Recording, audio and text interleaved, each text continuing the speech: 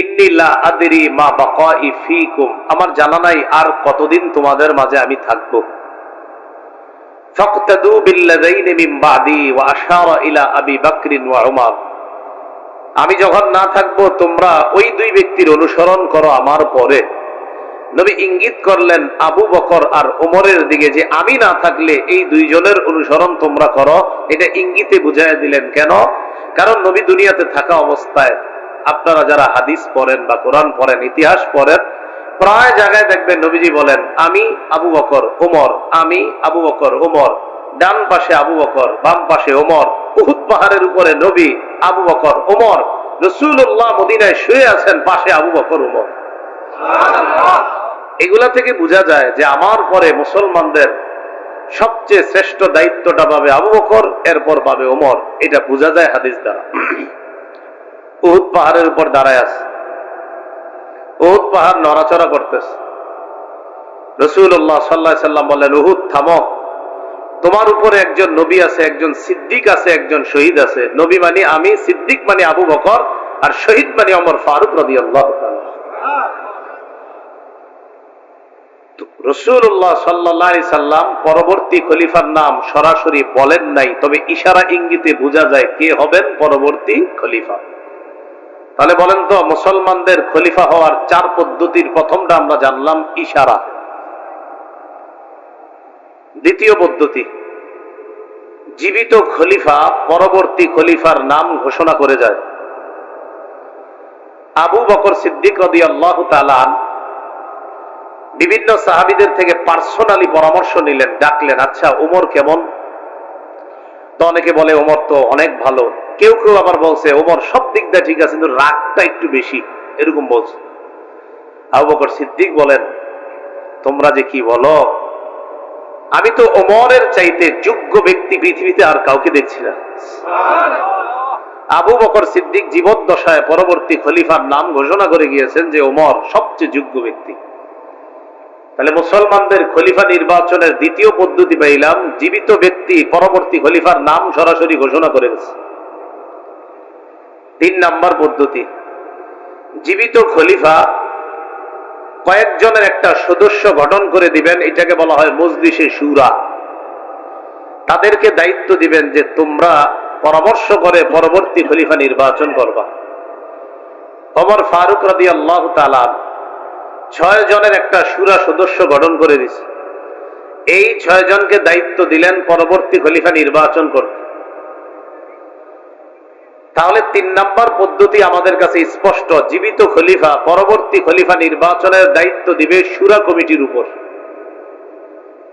4 number পদ্ধতি, জনগণের মধ্যে একদল অভিজ্ঞ মানুষ মুসলমানদের একজনকে খলিফা হিসাবে মেনে নিয়ে তার হাতে বায়াত হবে, তখন অন্যান্যরাও তার হাতে বায়াত হবে। এটা 4র্থ পদ্ধতি। এটাকে আবার সরাসরি অবাধে জনগণ বলা যায় না, বিশেষ জনগণ বলা যায়। এটা দ্বারা অনেকে অনেক কিছু বুঝাইতে চায় 4র্থ পদ্ধতি দ্বারা, যে জনগণ নির্বাচন করা মানে কি। এই জনগণ দ্বারা উদ্দেশ্য অবাধে জনগণ না, এই জনগণ দ্বারা উদ্দেশ্য বিশেষ জনগণ তাদের খলিফা নির্বাচন করবে, বায়াত হবে, আর অন্যান্য জনগণ আস্তে আস্তে তার হাতে বায়াত হবে। তাহলে আবু বকর সিদ্দিক খলিফা হলেন ইশারার মাধ্যমে, ওমর ফারুক রাদিয়াল্লাহু তাআলা আন খলিফা হলেন, আবু বকর সিদ্দিক নির্বাচন করে গেছেন। উসমান গনি রাদিয়াল্লাহু তাআলা আনহু খলিফা হলেন শুরা কমিটির মাধ্যমে। 4র্থ খলিফা আলী রাদিয়াল্লাহু তাআলা আনহু খলিফা হলেন, একদল জনগণ তাকে খলিফা হিসাবে মেনে নিয়েছে, আস্তে আস্তে মুসলমানরা তার হাতে বায়াত হয়েছে। এই হলো 4টা পদ্ধতি। কয়টা পদ্ধতি? এই 4 পদ্ধতি মাথায় রাখলে একদম মন দিয়ে শুনবেন, মাথায় একদম এদিক সেদিক করবেন না, না হয় একদম কিছু মনে রাখবেন না। আপনারা প্রায় সময় অনেক প্রশ্নের সম্মুখীন হন, আলোচনাটা মন দিয়ে শোনেন, দেখবেন অনেক প্রশ্নের সমাধান পেয়ে যাবেন ইনশাআল্লাহ।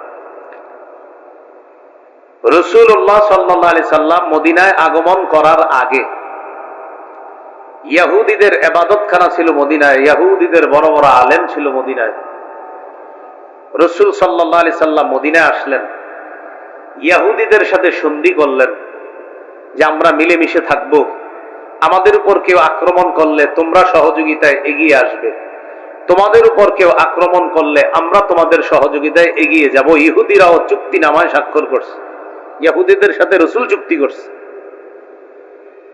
ইহুদিরা কিছুদিন পরে চুক্তি ভাঙ্গা শুরু করছে। রসুল সাল্লাল্লাহু আলাইহি সাল্লামের জনপ্রিয়তা দেখে ইহুদিরা সহ্য করতে না পেরে চুপে চুপে মক্কার মুশরিক আর কাফেরদের সাথে আতাত করা শুরু করলো। মক্কার মুশরিকদের সাথে মিলেমিশে ইহুদিরা গোপনে প্ল্যান করলো আল্লাহ রসুলকে হত্যা করবে।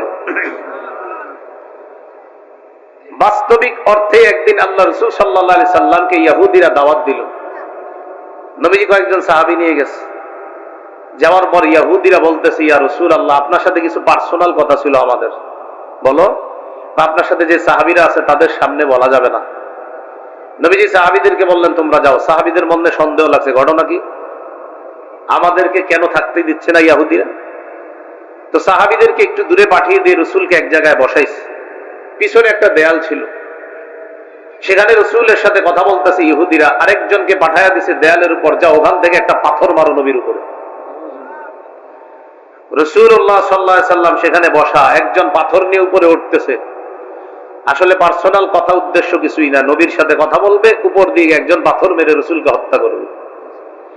জিবরিল আমিন আইসা জানায় দিছে, এখান থেকে তাড়াতাড়ি সরেন, আপনারে মারবে। সুবহানাল্লাহ। রাসূলুল্লাহ সাল্লাল্লাহু আলাইহি সাল্লাম চলে গেলেন। ইহুদিদেরকে মদিনা থেকে বের করে দেওয়া হলো, তারা গেল খায়বারে। এক পর্যায়ে খায়বার থেকেও তাদেরকে সমূলে উৎখাত করে দেওয়া হলো। মুসলমানদের উত্থান আর ইসলামের প্রচার প্রসার শুধু মদিনায় সীমাবদ্ধ না, আন্তর্জাতিক পরিমণ্ডলে ইসলামের প্রচার প্রসার, বিভিন্ন রাষ্ট্র প্রধান যারা, তাদের বিশেষ মজলিসের মধ্যে ইসলাম নিয়ে, ইসলামের নবীকে নিয়ে আলোচনা শুরু হয়ে গেছে। এই বিষয়টা ইহুদিরা কোনোভাবেই মেনে নিতে পারল না। ইহুদিরা মুসলমানদের এই বিজয় রথ দেখে তারা দেখলো রসুলের জামানায় ইসলামের প্রচার প্রসার ব্যাপকভাবে হচ্ছে। রসুলের পরে আবু বকর, ওমর রাদিয়াল্লাহু তাআলা আনহুমার যুগে ইসলাম মুসলমানদের শুধুমাত্র এলাকায় না, সারা পৃথিবীর ঘরে ঘরে, সমাজে সমাজে, রাষ্ট্রে রাষ্ট্রে, অলিতে গলিতে শুধু ইসলামের কথাবার্তা আর প্রচার জয়গান চলতেছে। এই যুগকে বলা হয় স্বর্ণযুগ। কি বলা হয়? স্বর্ণযুগ। ইহুদিরা চিন্তা করলো, ইসলামের এইভাবে প্রচার প্রসার আর ইসলামের আকাশচুম্বী জনপ্রিয়তার কারণটা খুঁজে বের করা দরকার। ইহুদিরা চিন্তা করে দেখলো, মুসলমানদের এইভাবে সারা পৃথিবীতে উত্থানের একমাত্র কারণ হলো তাদের মাঝে একতা। বলেন কি? একতা। তাহলে পয়েন্ট বের করে ফেললো যে একতাই মুসলমানদেরকে এগিয়ে নিচ্ছে। পয়েন্ট বের করার পর এই পয়েন্টকে কিভাবে নষ্ট করা যায়, তখন তারা সন্ধি আঁটতে লাগলো। ইহুদিরা চিন্তা করে দেখলো, অস্ত্র বলে মুসলমানদেরকে শেষ করার কোনোভাবেই সম্ভব না, কারণ মাত্র 313 জনের সাথে 1000 পারে না, 60 জনের সাথে 60,000 পারে না। অতএব অস্ত্র দিয়ে তাদেরকে শেষ করা যাবে না। কি? বুদ্ধিভিত্তিক যুদ্ধের মাধ্যমে তাদের একতা নষ্ট করতে হবে। দুইটা কথা মনে রাখবেন। বলেন, মুসলমানদের সারা দুনিয়াতে উত্থানের কারণ কি পাওয়া গেল? আর এটা নষ্ট করতে হবে অস্ত্রের যুদ্ধ দিয়ে না বুদ্ধির যুদ্ধ দিয়ে? বুদ্ধি। এই ইহুদিরা এবার বুদ্ধিভিত্তিক যুদ্ধের চিন্তা করলো, যে বুদ্ধি দিয়ে এদেরকে শেষ করতে হবে। আবু বকর, ওমর ফারুক রাদিয়াল্লাহু তাআলা আনহুমার যুগে মুসলমানদের এই বুদ্ধিমত্তা, একতাকে নষ্ট করার চিন্তা করতে পারে না ইহুদিরা। কারণ ওমর ফারুক রাদিয়াল্লাহু তাআলা আনহু সচেতন খলিফা ছিলেন, এই জন্য কোনো দুঃসাহস করে নাই।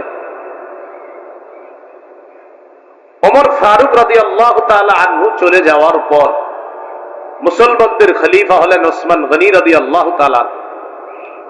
ওসমান গনি রাদিয়াল্লাহু তাআলা আনহু দয়ালু ছিলেন, নম্র ভদ্র ছিলেন এবং খুব সহজ সরল একজন মানুষ ছিলেন। ওসমান গনি রাদিয়াল্লাহু তাআলা আনহুর এই দয়ালু হওয়াটাকে ইহুদিরা দুর্বলতা হিসাবে নিল। এবার 6টা দেশের নাম বলবো, মুখস্থ করবেন। ইয়ামান, মদিনা, বসরা, কুফা, শাম, মিশর। 1 নাম্বার ইয়ামান, 2 নাম্বার মদিনা, 3 নাম্বার বসরা, 4 নাম্বার কুফা, 5 নাম্বার শাম, 6 নাম্বার মিশর। মনে থাকবে নি? থাকবে? ইয়ামান, মদিনা, বসরা, কুফা, শাম, মিশর, এই 6টা দেশের নাম মনে রাখবেন। ইয়ামানের একটা এলাকা আছে নাম সনআ। এই সনআতে এক ইহুদির জন্ম হয়, তার নাম আব্দুল্লাহ ইবনে সাবা। বলেন কি নাম? এই নামটা সারা জীবন মনে রাখবেন। মনে রাখবেন মুসলমানদের একতা নষ্ট করাই যেই খলনায়ক, তার নাম আব্দুল্লাহ ইবনে সাবা। বলেন তো মুসলমানের উত্থানের কারণ কি? একতা। একতা নষ্ট করবে কি যুদ্ধ দিয়ে? বুদ্ধির। এই একতা নষ্টকারীর খলনায়কের নাম কি? সাবা। জন্ম কোথায়? ইয়ামানে। ইয়ামানের আব্দুল্লাহ ইবনে সাবা চিন্তা করলো একতা নষ্ট করা যায় কিভাবে। একতা নষ্ট করার জন্য লম্বা সময় ফিকির করছে। ফিকির করে আবু বকর ওমরের জামানায় একতা নষ্ট করার এই সিদ্ধান্তে সে যে বাস্তবায়ন করবে, এই সাহস সে দেখাইতে পারতেছে না। কারণ হযরত ওমর ফারুক খুব সচেতন, কোনোভাবে টের পাইলে ওর অবস্থা খারাপ হয়ে যাবে, এটা সে ভালো করে জানে। এই জন্য সে হযরত উসমান গনির শাসন আমলকে দুর্বলতা হিসাবে নিল, কারণ উসমান গনি খুব দয়ালু মানুষ। আব্দুল্লাহ ইবনে সাবা ইয়ামান থেকে রওনা করলো মদিনায়। মদিনায় আইসা জনগণের সামনে কালিমা পড়ে মুসলমান হইল। এই মুসলমান মানি বাস্তবিক মুসলমান না, এটা হলো তাদের সামনে একটা লেবাস ধরছে মুসলমানের। বড় দাড়ি, আল্লাহওয়ালা বুজুর্গ, সারাক্ষণ ইবাদতে কাটায় আব্দুল্লাহ ইবনে সাবা। একদিন ওসমান গনি রাদিয়াল্লাহু তাআলা আনহুকে বলল, আপনি চাইলে আমাকে মদিনার কোনো দায়িত্ব দিয়ে দিতে পারেন। ওসমান গনি রাদিয়াল্লাহু তাআলা আনহু বললেন, মদিনার দায়িত্ব তোমাকে দিব? হযরত ওসমান গনি যেহেতু একজন শাসক, উনি বুদ্ধির মাধ্যমে চিন্তা করে দেখলেন এই লোকের সিদ্ধান্ত আর এই লোকের চিন্তা চেতনা মনে হয় তেমন একটা ভালো না। ওসমান গনি বুঝতে পারছে, সরাসরি বলে দিলেন, তুমি যোগ্য না কোনো দায়িত্বের। আব্দুল্লাহ ইবনে সাবা তাকে অযোগ্য বলার কারণে এবার সে কি করলো, ওসমান গনি রাদিয়াল্লাহু তাআলা আনহুর বিরুদ্ধে কিভাবে কুৎসা রটনা যায়, এই জন্য সে কয়েকটা বিষয় অন্যান্য সহজ সরল মুসলমানদের মাঝে প্রচার করতে লাগলো। সহজ সরল মুসলমানদেরকে বুঝাইলো যে আলী রাদিয়াল্লাহু তাআলা আনহু জীবিত থাকতে হযরত উসমান কিভাবে খলিফা হয়, দেখেন কেমনে বুঝায়। তো অন্যরা কয় কিভাবে? আলী হলেন একজন হাশিমি বংশের লোক, নবীজির মেয়ের জামাতা। হযরত আলীর জ্ঞান বুদ্ধিও সবচেয়ে বেশি। উনি থাকতে উমাইয়া বংশের উসমান কিভাবে খলিফা হয়? তো সহজ সরল মুসলমানদের অনেকে কয় ঠিকই তো। মোটামুটি ভাবে হযরত উসমানের বিরুদ্ধে একদল মুসলমান তৈরি করে ফেলছে সে। এটা কিন্তু আমাদের মাঝে আছে, দেখবেন যদি আপনার এই আমাদের দেশেও আছে এরকম। যেমন বর্তমান যে খতিব আপনাদের মসজিদের, এই বেচারা আছে 20 বছর ধরে। ঘটনা চক্রে আরেকজন এই মসজিদে আপনারা ঢুকাইবেন, এখন নতুন করে ওনার কোনো দোষ নাই, কি করা যায়, আমগো এলাকার এত বড় হুজুর থাকতে হেরে কিনলে কেন রাখবো, এরকম একটা দুর্বলতা। আলী রাদিয়াল্লাহু তাআলা আনহু যোগ্য অনেক বড় আলেম, কোনো সন্দেহ নাই। হযরত আলী রাসূলের মেয়ের জামাতা, কোনো সন্দেহ নাই। হযরত আলী রাদিয়াল্লাহু তাআলা হাশিমি বংশের অনেক বড় যোগ্যতার অধিকারী, কোনো সন্দেহ নাই। কিন্তু কথাটা কেমনে কইছে দেখেন, আলী থাকতে উসমান কিভাবে খলিফা হয়? তো অনেকে এই টোকটা গিলছে, হ্যাঁ ঠিকই তো, কিভাবে হয়? হযরত আলী রাদিয়াল্লাহু তাআলা আনহুর ব্যাপারে এইগুলা বলা বলে শুরু করছে। আলীর কানে কিন্তু এগুলা যায় না, কারণ হযরত আলীর কানে যদি এগুলা যাইতো তো ওরে সহায়তা করতে। হযরত উসমান গনি তার দূরদর্শিতা বুঝতে পেরে তাকে মদিনা থেকে বের করে দিয়েছে। আসছে কোত্থেকে? এখন আছে কোথায়? মদিনায়। মদিনা থেকে বের করে দেওয়ার পর গেল বসরায়। হাসান বসরি রহমতুল্লাহ নাম শোনেন নাই? এই বসরা। বসরায় যাওয়ার পর হযরত উসমান রাদিয়াল্লাহু তাআলা আনহুর বিরুদ্ধে বসরায় কথা বলা শুরু করলো। বসরার গভর্নর যিনি ছিলেন তিনি বুঝতে পারলেন, বুঝতে পেরে আব্দুল্লাহ ইবনে সাবাকে বসরা থেকে বের করে দিল। বসরা থেকে বের করে দেওয়ার পর সে গেল কুফায়। কুফায় যাওয়ার পর হযরত উসমানের বিরুদ্ধে আগে থেকে কিছু লোক ছিল সেখানে। আব্দুল্লাহ ইবনে সাবা এটারে কাজে লাগাইল। উসমানের বিরুদ্ধে যে লোকগুলা, তাদেরকে গিয়ে বলতে লাগলো যে হযরত উসমান বাইতুল মাল থেকে রাষ্ট্রীয় সম্পদ আত্মসাৎ করে আত্মীয় স্বজনদের মাঝে বন্টন করে স্বজন প্রীতির পরিচয় দিয়েছে, বলেন নাউজুবিল্লাহ। ওসমান রাদিয়াল্লাহু তাআলা আনহুর বিরুদ্ধে এই কথাগুলা রটায় দিতে লাগলো। কুফার গভর্নর এই কথা বুঝতে পেরে তাকে কুফা থেকে বের করে দিল। কুফা থেকে বের করে দেওয়ার পর এই লোক গেল শামে। শামের গভর্নর যিনি ছিলেন তখন আমিরে মুআবিয়া রাদিয়াল্লাহু তাআলা। মনে রাখবেন, সারা পৃথিবীতে যারা তীক্ষ্ণ বুদ্ধির অধিকারী শাসক ছিলেন তাদের মাঝে একজন ছিলেন মুআবিয়া রাদিয়াল্লাহু তাআলা। আমিরে মুআবিয়া রাদিয়াল্লাহু তাআলা আনহুর বুদ্ধিমত্তার কারণে ভয়ে সাহসও করে না আব্দুল্লাহ ইবনে সাবা যে কিছু বলবে। সে কিন্তু বড় মুসলমান হিসেবে সবার কাছে পরিচিত, মানে অনেক বড় মুসলমান, দাড়ি লম্বা টুপি সব ঠিক আছে। সাহস করে একদিন রাসূলের এক সাহাবী আবু দারদা, তিনি তখন শামে আছে, শামের গভর্নরকে মুআবিয়া। তো আবু দারদা রাদিয়াল্লাহু তাআলা নবীর এক সাহাবী, তিনিও শামে আছেন। তো একদিন সাহস করে আবু দারদা রাদিয়াল্লাহু তাআলা আনহুকে উসমান রাদিয়াল্লাহু তাআলা আনহুর বিরুদ্ধে কিছু কথা বলছে। আবু দারদা তার কথা শুনে কয়, তোমার কথায় ইহুদিদের জ্ঞান পাওয়া যাইতেছে। তুমি কি ইসলাম প্রচার করো না ইহুদিবাদ প্রচার করো? সত্যি করে বলো। সে ভয় পেয়ে গেছে, আর কোনো কথা বলে না। লম্বা সময় শামে থাইকে আবার আরেকদিন রাসূলের আরেক সাহাবী উবাদা ইবনে সামিত রাদিয়াল্লাহু তাআলা আনহুকে হযরত উসমানের বিরুদ্ধে কথা বলার পর উবাদা ইবনে সামিত কিছু না বইলা হাত ধইরা সোজা আমিরে মুআবিয়ার কাছে নিয়ে গেছে। চলো, তোমারে ভালো মনে হইতেছে না, তুমি ইসলাম প্রচার করো না অন্য কিছু। আমিরে মুআবিয়া তার কথা শুইনা সাথে সাথে বুঝতে পারছে এর উদ্দেশ্য ভালো না, কিন্তু আবার তারে কিছু বলাও সম্ভব না, কারণ তার অলরেডি জনগণ তৈরি হয়ে গেছে অনেক। আবার সে একজন বড় মুসলমান হিসাবে সবার কাছে পরিচিত। এই জন্য মনে রাখবেন, আমাদের দেশে অনেক বেদাতি সহ্য করে ওলামায়ে কেরাম সরাসরি কিছু বলে না কেন? কারণ বললে আপনারাই বলবেন, দেখো এক হুজুর আরেক হুজুরে দেখতে পারে না। আমিরে মুআবিয়া রাদিয়াল্লাহু তাআলা তাকে বের করে দিলেন শাম থেকে, গেল মিশর। মনে আসেনি 6 দেশ? ইয়ামান থেকে আসলো মদিনায়, মদিনা থেকে বসরা, বসরা থেকে কুফা, কুফা থেকে শাম, শাম থেকে মিশর। মিশরে যাওয়ার পর মিশরে গিয়ে দেখলো ওসমান রাদিয়াল্লাহু তাআলা আনহুর বিরুদ্ধে মিশরের অনেকগুলা লোক আগে থেকে আছে। মুহররম মাস আসলে যেই সমস্ত উল্টাপাল্টা কাজগুলা হয়, মনে রাখবেন এই উল্টাপাল্টা কাজগুলার সূচনা বেশি হয়েছে মিশর থেকে। মিশরে যাওয়ার পর সে তার মতবাদ ভালোভাবেই প্রচার করতে লাগলো। তার মিশন বাস্তবায়ন করার জন্য সে মিশরকে বেছে নিল। মিশনের জন্য মিশর, মিশর বাস্তবায়নের জন্য মিশর। লম্বা একটা সময় অতিক্রম করলো সেখানে এবং বড় একটা দল তৈরি করে ফেলছে। ততক্ষণ পর্যন্ত মিশরের গভর্নর তার দুর্বিসন্ধি বুঝতে পারে নাই। এক পর্যায়ে যখন বুঝতে পারলো, ততক্ষণে সে তার বিশাল এক জামাত তৈরি করে ফেলছে। মিশরের গভর্নর তাকে মিশর থেকে বের করে দিল। কিন্তু এবার আর সে একা না, লম্বা সময় থাকার কারণে বিশাল বড় এক বাহিনী নিয়ে সে রওনা করলো। আগে থেকে তার কিছু বাহিনী ছিল বসরায় আর কুফায়, 3 জায়গায় মোটামুটি সফল, বসরা, কুফা আর মিশর। এই 3 জায়গা থেকে তার মোটামুটি একটা দল নিয়ে রওনা করলো আবার মদিনায়।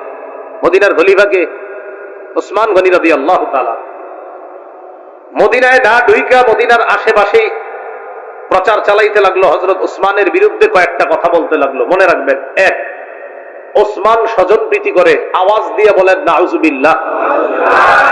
2 নাম্বার, হযরত ওসমান কম বয়সী সাহাবীদেরকে অথবা কম বয়সী যুবকদেরকে বিভিন্ন এলাকার গভর্নর বানায় দিছে। এটা উসমানের বিরুদ্ধে হুদাই, মানে একটা কথা বইলা তো বলতে হবে। দ্বিতীয় অভিযোগ। 3 নম্বর অভিযোগ, ওসমান মারওয়ান ইবনে হাকামকে মক্কায় ঢোকার অনুমতি দিয়েছে। 4 নম্বর অভিযোগ, আব্দুল্লাহ ইবনে সাদ যিনি আফ্রিকার বিজেতা, এই আব্দুল্লাহ ইবনে সাদকে হযরত ওসমান অনেক পুরস্কার দিয়েছে, এটা ঠিক করে নাই। এইগুলা বইলা তার দলে অনেক লোক তৈরি করে ফেলছে। ওসমান গনি রাদিয়াল্লাহু তাআলা তার ব্যাপারে শুইনা যে এই লোক তো আবার ঝামেলা শুরু করছে, এবার ওসমান গনি তাকে ডাকলো। সে তার দল বল নিয়ে ওসমান গনি রাদিয়াল্লাহু তাআলা আনহুর কাছে আসছে। ওসমান গনি রাদিয়াল্লাহু তাআলা তাদেরকে জিজ্ঞাসা করলেন, আচ্ছা তোমাদের সমস্যা কোথায়? তো এবার বলতে লাগলো 4টা সমস্যা। 1 নাম্বার, আপনি বাইতুল মাল, রাষ্ট্রীয় সম্পদ আপনার আত্মীয় স্বজনদেরকে দিয়ে আপনি স্বজন প্রীতি করলেন। ওসমান গনি রাদিয়াল্লাহু তাআলা জবাব দিলেন যে দেখো, আল্লাহ আমারে এত সম্পদ দান করছে, আমি এ পর্যন্ত খলিফা হিসাবেও রাষ্ট্রীয় কোষাগার থেকে একটা টাকাও ভাতা গ্রহণ করি নাই, উল্টা আমার আত্মীয় স্বজনদেরকে দেওয়া দূরের কথা, আমি আমার বেতনটা পর্যন্ত আজও পর্যন্ত রাষ্ট্রীয় কোষাগার থেকে নিই নেই। আমি যা দান করি সব আল্লাহ প্রদত্ত নেয়ামত, আল্লাহ আমার সম্পদ দিছে, আমার সম্পদ থেকে আমি দান করি। 2 নম্বর অভিযোগ, আপনি যুবক কম বয়সী সাহাবীদেরকে, কম বয়সী যুবকদেরকে গভর্নর বানাইছেন। কম বয়সীরা যদি যোগ্য হয় তাদেরকে দায়িত্ব দেওয়ার ইতিহাস তো নবীর যুগে আছে। সুবহানাল্লাহ। কোথায় আছে? আব্দুল্লাহ ইবনে সাবা, আর কি জানবো? উসমান গনি বললেন, রাসূলের নাতি উসামা ইবনে যায়েদ রাদিয়াল্লাহু তাআলা, কি নাম? উসামা।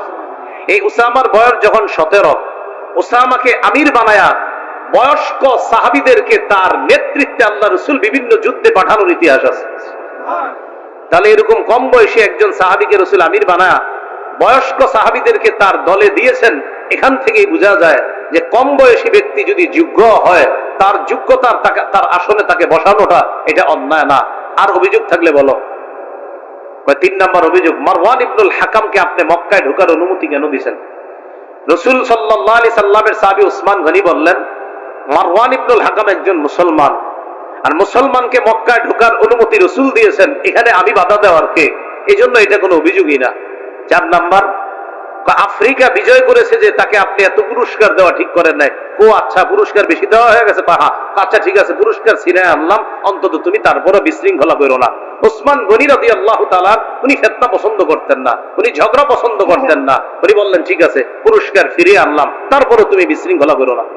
আব্দুল্লাহ ইবনে সাদ, আব্দুল্লাহ ইবনে সাবা, ওই মুনাফিক ইহুদি, সে চিন্তা করলো ঘটনা কি, এর যা কই সবই দি মানে, এটা তো তেমন কিছু করা যায় না।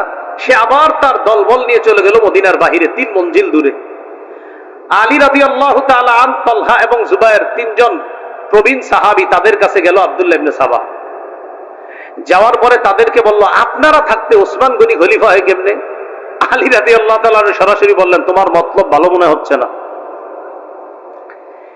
সে দেখলো না আলী, তালহা, জুবায়ের, তাদের কাছে বেশি চান্স পাওয়া যাবে না। এবার নতুন ষড়যন্ত্র করলো। খুব মন দিয়ে শুনেন। নিজে একটা চিঠি লিখলো আব্দুল্লাহ ইবনে সাবা। এই চিঠির মধ্যে লেখা, মিশরীরা মিশরে যাওয়ার পর তাদেরকে হত্যা করবা, আমিরুল মুমিনিনের পক্ষ থেকে নির্দেশ। আমিরুল মুমিনিন কে? ওসমান। ওসমানের লেখা চিঠিটা না আব্দুল্লাহ ইবনে সাবার লেখা? আব্দুল্লাহ ইবনে সাবা নিজে থেকে একটা চিঠি বানাইছে, বানায় এটা লেখছে, লিখে এবার মিশরীদেরকে দেখাইছে। দেখো, তার সাথে কয় দেশের লোক আছে? 3 দেশ, মিশর, বসরা, কুফা। তো মিশরীদেরকে দেখাইছে, দেখো তোমরা মিশরে যাওয়ার পর তোমাদেরকে যেন হত্যা করা হয়, এই নির্দেশনা দিয়েছে ওসমান। এই চিঠি দেখাইতে গেছে আলী রাদিয়াল্লাহু তাআলা। হযরত আলী রাদিয়াল্লাহু তাআলা বুদ্ধিমান সাহাবী ছিলেন, বিচক্ষণ সাহাবী। হযরত আলী চিঠি দেখেই বুঝতে পারছে এটা বানানো চিঠি। আর চিঠি দেখার পরে কয়, আচ্ছা ওসমান গনি লিখছে এটা না? হ্যাঁ। ঠিক আছে, তোমরা যাও। মিশরীদেরকে আলাদা করে কুফা আর বসরার যারা, তাদেরকে বলল, আচ্ছা মিশরীদেরকে হত্যা করার নির্দেশনা দিয়েছে ওসমান, এটা কি তোমরা জানো? কুফার আর বসরার হেরা কয়, হ্যাঁ আমরা জানি। হযরত আলী কয়, তোমরা কেমনে জানলা এটা? এটা কিভাবে জানলা তোমরা? এর সবাই চুপ। আসলে তো আমরা কেমনে জানলাম, আমগরে তো এখনো কেউ বলে নাই। আলী বললেন যে মিশরীদেরকে ওসমান গনি হত্যা করতে বলছে, একটা নির্দেশনা আছে জানো? তো ঠাস করে সবাই বল, হ্যাঁ জানি। আলী কই, কেমনে জানলা? হযরত আলী বললেন, এর মানে তোমাদের এই 3 গ্রুপেরই প্ল্যান করা একটা চিঠি এটা। তো চিঠিতেও তেমন কোনো কাজ হইল না। আব্দুল্লাহ ইবনে সাবা ইতিমধ্যে তার জনগণ আরো বাড়াইতেছে। হযরত আলী রাদিয়াল্লাহু তাআলা আনহু বুঝতে পারছে অবস্থা বেশি ভালো না। ইতিমধ্যে জিলহজ মাস এসে গেছে। কোন মাস? 35 হিজরির জিলহজ মাস। মদিনার বড় বড় সাহাবা করার জন্য চলে গেলেন মক্কায়। আম্মাজান আয়েশা সিদ্দিকা রাদিয়াল্লাহু তাআলা আনহা, তিনিও মক্কায় গেলেন। এদিক দিয়ে মদিনা খালি, অর্থাৎ মদিনায় বড় বড় সাহাবায়ে কেরাম নাই। এই সুযোগটাকে কাজে লাগাইলো আব্দুল্লাহ ইবনে সাবা। হ্যাঁ, আলী রাদিয়াল্লাহু তাআলা, তালহা, জুবায়ের রাদিয়াল্লাহু তাআলা আনহুম, তারা ছিলেন তখনও মদিনায়।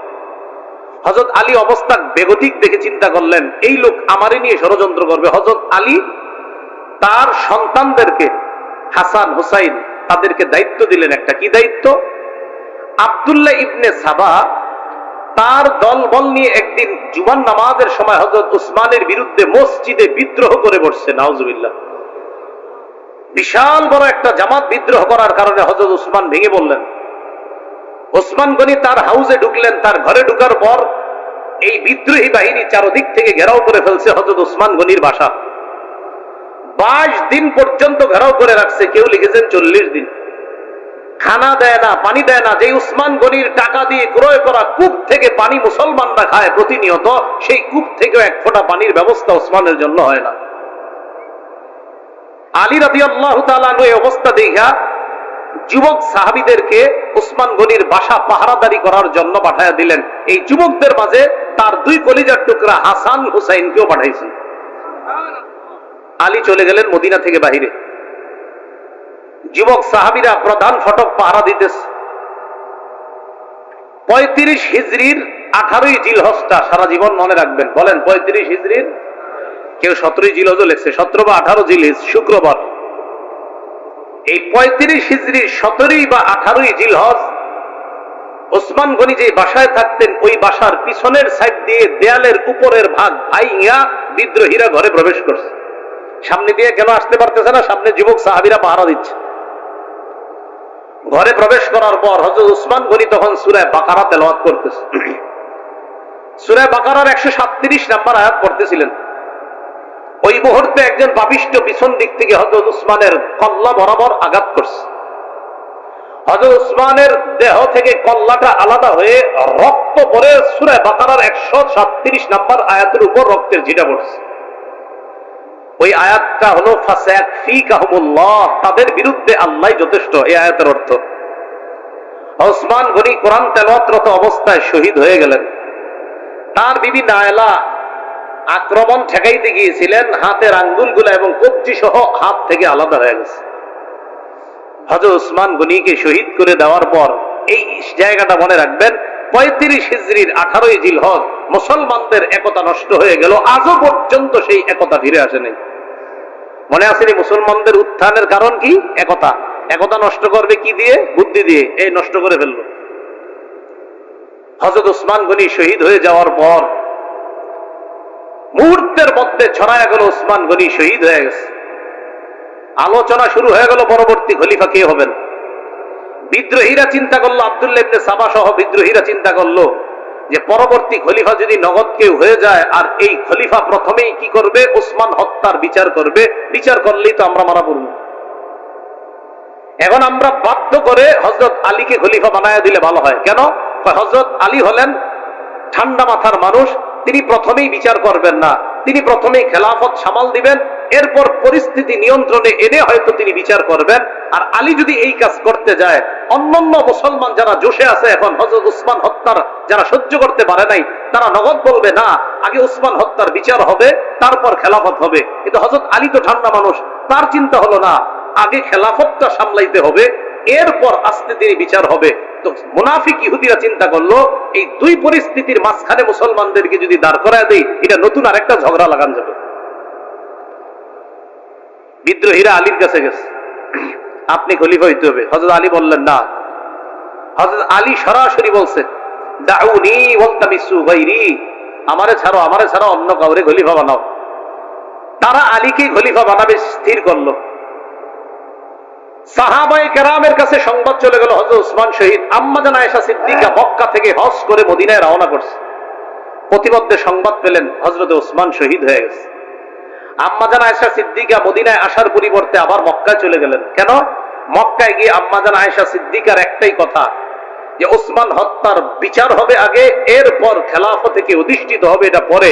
ওসমান হত্যার বিচার হওয়ার আগে আমরা কেউ বায়াত হব না। আম্মা জান আয়েশা সিদ্দিকা এই ঘোষণা দিয়ে দিলেন। এই যে বিদ্রোহীরা আলীকে খলিফা বানায় দিছে জোর করে, হযরত আলী দেখলেন আমি যদি খেলাফত না দেই, এই মুহূর্তে এই বিদ্রোহীদের কেউ খেলাফত নিয়ে নিতে পারে। দেখছেন কিভাবে ব্যস্ত লাগাইছে। হযরত আলীও চিন্তা করতেছে খেলাফত না নিয়ে উপায় নাই। আবার আরেক দল সাহাবা বলতেছে না, আগে বিচার হবে তারপর বায়াত হবো। এইখানে আর একটা পেশ লাগাই দিছে বিদ্রোহীরা। আম্মা জান আয়েশা সিদ্দিকা রাদিয়াল্লাহু তাআলা আনহার সাথে তলহা এবং জুবাইর রাদিয়াল্লাহু তাআলা মদিনা থেকে মক্কায় গিয়ে দেখা করছে। আম্মা জান, ওসমান তো শহীদ হয়ে গেছে, কি করা? আম্মা জান আয়েশা সিদ্দিকা বললেন, শাহাদাতের প্ল্যান কোত্থেকে হয়েছে? কয় বসরা আর কুফা থেকে। কয় চলো বসরা আর কুফায় যাব, সেখান থেকে আমরা ওসমান হত্যার বদলার প্ল্যান করব।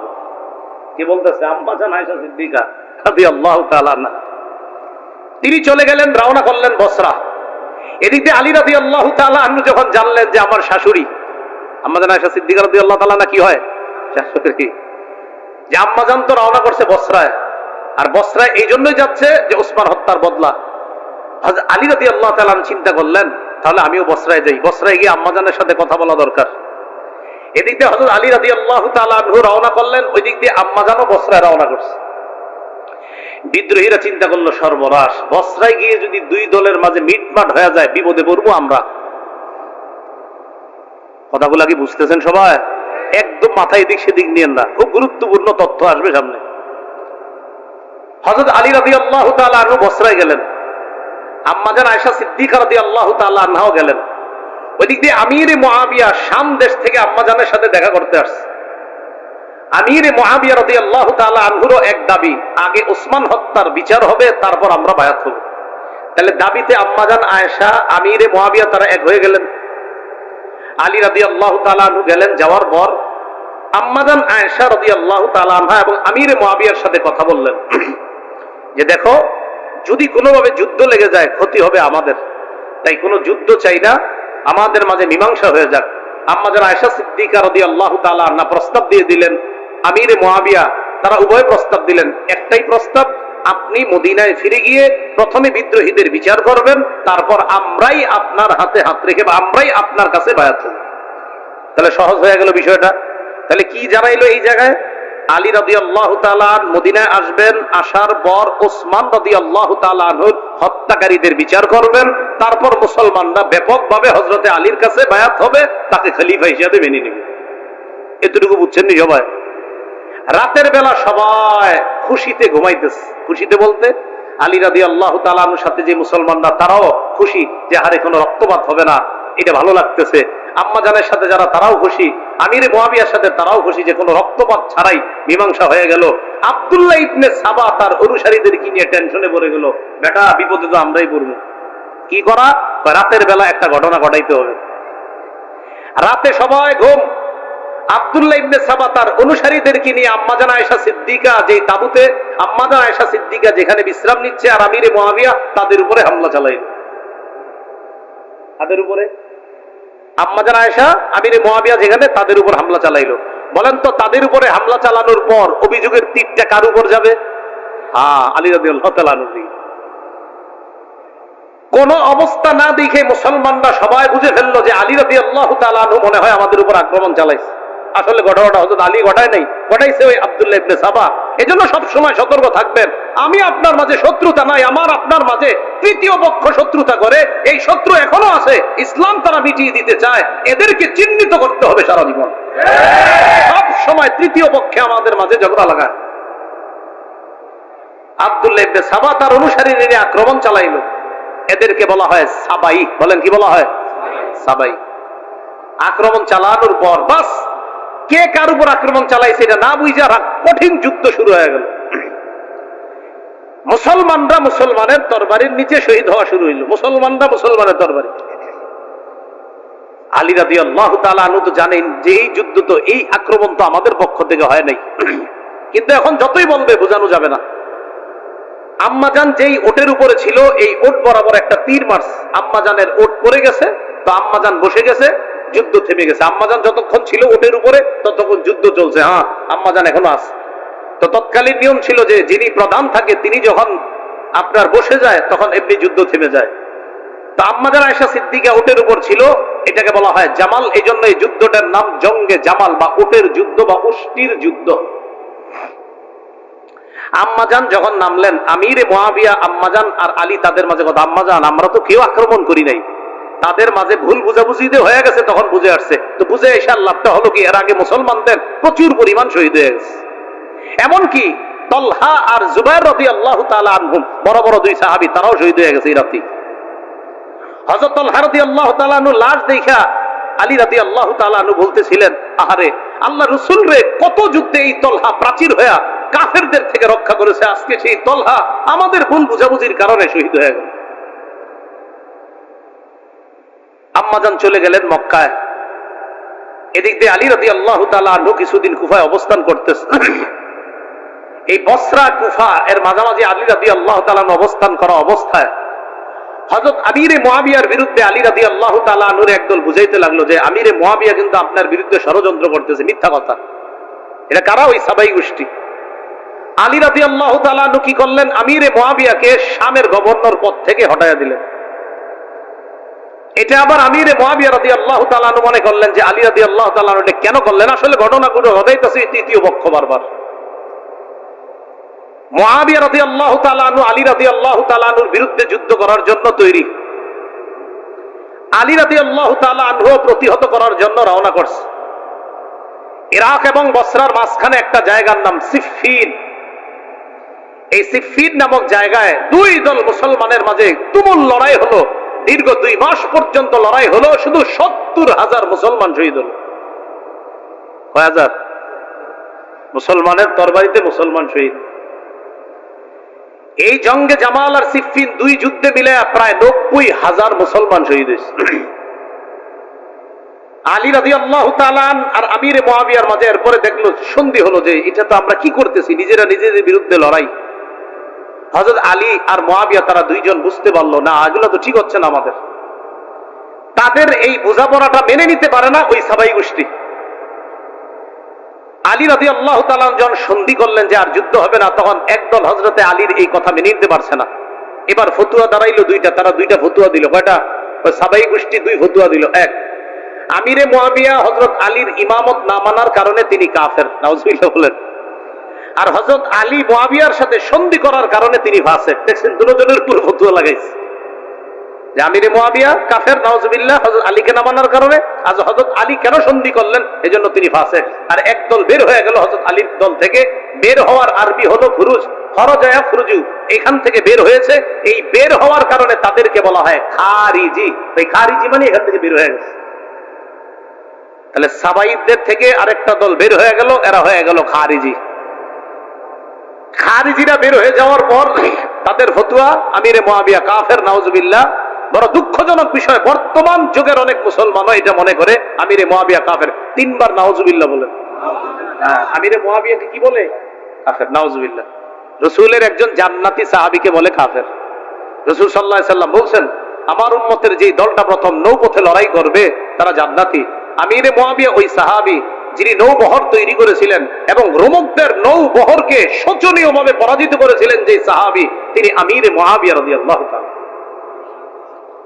তাহলে একজন জান্নাতি সাহাবীকে কাফের বলা, এটা কি মুসলমানরা যারা আমরা কাফের বলবো, এটা কি আমাদের সওয়াব হবে না গুনাহ হবে?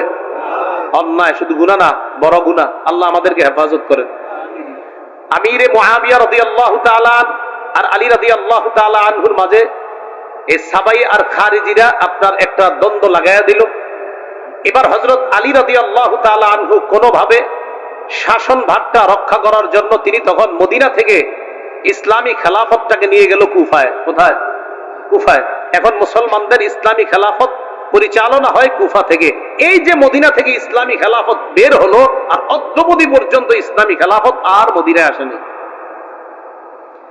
ইসলামী খেলাফত কুফায় নিয়ে যাওয়ার পর হযরত আলী রাদিয়াল্লাহু তাআলা আনহুরে যারা মহব্বত বলে দাবি করে, তখন এই তারা দেখলো যে হযরত আলী ঠান্ডা মাথায় আস্তে ধীরে পরিস্থিতি সামাল দেওয়ার জন্য চেষ্টা করতেছে। এই পরিস্থিতি সামাল দেওয়ার চেষ্টাটাকে তারা ভালোভাবে নেয় নাই। এক দল তারা কি করলো, খারিজিরা হযরত আলীর বিরুদ্ধেই লড়াই করার জন্য তৈরি, নাউজুবিল্লাহ। হযরত আলীর মহব্বতের লোকেরা আলীর বিরুদ্ধে যুদ্ধ করবে। যুদ্ধ হলো, যুদ্ধে খারিজিরা শোচনীয়ভাবে পরাজয় বরণ করলো। খারিজিরা পরাজয় বরণ করার পর খারিজিদের কয়েকজন সন্ধি করলো, এক রাতেই আলী, মুআবিয়া আর আমর ইবনুল আসকে তারা হত্যা করবে। দেখছেন, এতদিন যাদেরকে বলতো কাফের, আমিরে মুআবিয়া আর আলীকে এতদিন আলাদা চোখে দেখতো না, এখন তারা চিন্তা করলো না, আমগো শত্রু আলীও, মুআবিয়াও, আমর ইবনুল আস, 3 জন আমগো শত্রু। তারা চিন্তা করলো যে 3 জনকে রাতে হত্যা করতে হবে। 40 হিজরি, কত হিজরি? 40 হিজরির 15ই রমজান ফজরের নামাজ পড়ার জন্য আলী রাদিয়াল্লাহু তাআলা আনহু মসজিদে রওনা করছে। আব্দুর রহমান ইবনে মুলজিম খারিজি নামে এক ব্যক্তি হযরত আলীকে অন্ধকারে পিছন থেকে তরবারির আঘাত করছে। এই আঘাত এতটা কঠোর ছিল যে হযরত আলী এরপর মাত্র 2 দিনের মাথায় 17ই রমজান শাহাদাত বরণ করে। ইন্না লিল্লাহি ওয়া ইন্না ইলাইহি রাজিউন। তাহলে 40 হিজরির 15ই রমজান হযরত আলীকে আঘাত করা হয়, 17ই রমজান তিনি শহীদ হয়ে যান। আমিরে মুআবিয়াকে ওই রাতে আঘাত করা হয়েছে, কিন্তু তিনি প্রতিহত করতে পেরেছিলেন, তাকে তেমন ক্ষতি করতে পারে নাই। আমর ইবনুল আস ঘটনাচক্রে ওই রাতে নামাজে না বের হয়ে আরেকজনকে পাঠাইছিলেন। আরেকজনকে পাঠানোর কারণে ওই ব্যক্তি অন্ধকারে মনে করছে এটাই মনে হয় আমর ইবনুল আস, এরে মারছে। তখন আমর ইবনুল আসের পরিবর্তে ওই ব্যক্তি নিহত হয়ে গেছে, শহীদ হয়ে গেছে। তাহলে এক রাতে 3 জনের উপর হামলা চালানো হয়েছে, কেউ বলেন ভিন্ন রাতেই হামলা চালাইছে, হামলায় 2 জন শহীদ। এর মধ্যে হযরত আলী শহীদ হলেন, আমিরে মুআবিয়াকে হামলা চালানো হয়েছে, তিনি শহীদ হননি। আমর ইবনুল আস মনে করে আরেকজনকে হামলা চালানো হয়ে গেছে, তিনি শহীদ হয়ে গেছেন। হযরত আলী শহীদ হয়ে যাওয়ার পর খেলাফতের দায়িত্ব ভার আসে হযরত হাসান রাদিয়াল্লাহু তাআলা আনহু। হযরত আলীর ছেলে হাসান রাদিয়াল্লাহু তাআলা। হযরতে হাসান খেলাফত দেওয়ার পর তিনি চিন্তা করলেন যে মুসলমানের এই খেলা এই কতদিন চলবে। আর হযরত হাসানের ব্যাপারে আল্লাহ রাসূল বুখারীর বর্ণনা আছে, বলেছিলেন আমার এই নাতি, এভাবে বলছে আমার এই নাতি, আমার এই সন্তান বলছে আমার এই নাতি, এত মহব্বতের, এত আমার এই নাতির মাধ্যমে আমি আশাবাদী আল্লাহ 2টা দলের মধ্যে চলমান বড় ফিতনাকে আল্লাহ রক্ষা রহিত করে দিবেন। রাসূল জীবদ্দশায় বলেছিলেন আমার এই নাতির মাধ্যমে। হযরত হাসান খেলাফত পাওয়ার পর 5-6 মাস কম বেশি হবে খেলাফতে অধিষ্ঠিত থাকার পর হযরত হাসান নিজে গিয়ে আমিরে মুআবিয়াকে বললেন, চাচা আর কতদিন এগুলা চলবে, আমি আপনাকে যথেষ্ট যোগ্য মনে করতেছি, তাই খেলাফতের দায়ভার আপনাকে দিয়ে মুসলমানদের মাঝে এই বড় ফিতনা আমি রহিত করতে চাই। হযরত হাসান আমিরে মুআবিয়ার হাতে খেলাফতের দায়িত্ব দেওয়ার পর কিছুদিনের মধ্যে সারা পৃথিবীর মুসলমানদের মাঝে আবার শান্তির সুবাতাস বওয়া শুরু হলো। আমিরে মুআবিয়ার জামানায় ইসলাম আবার চতুর্দিকে ছড়ায় পড়া শুরু করলো। সুবহানাল্লাহ। কান্দাহার, কাবুল, বেলুচিস্তান, লাহোর পর্যন্ত ইসলামের বিজয় পতাকা উড়ে শুরু করলো পাকিস্তান। আমিরে মুআবিয়ার জামানায় আফ্রিকার পুরো অঞ্চলগুলো, কঠিন কঠিন যে অঞ্চলগুলো যেখানে ইসলাম প্রচার করাটা কষ্ট ছিল, এই অঞ্চলগুলো আল্লাহ বিজয় দান করলেন।